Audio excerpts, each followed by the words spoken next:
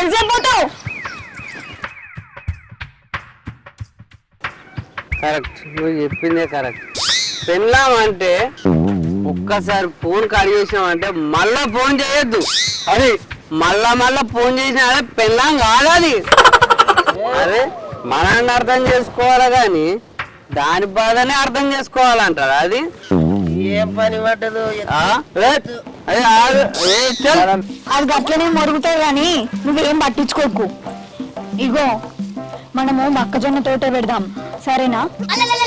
బావా ఎప్పుడు వస్తావు? నిన్ను చూడక బాగా సేపు అవుతుంది. చెప్పండి రాయే. సరే తొందర రా బావా. బావా మొక్కజొన్న తోట పెడదామా? సరే.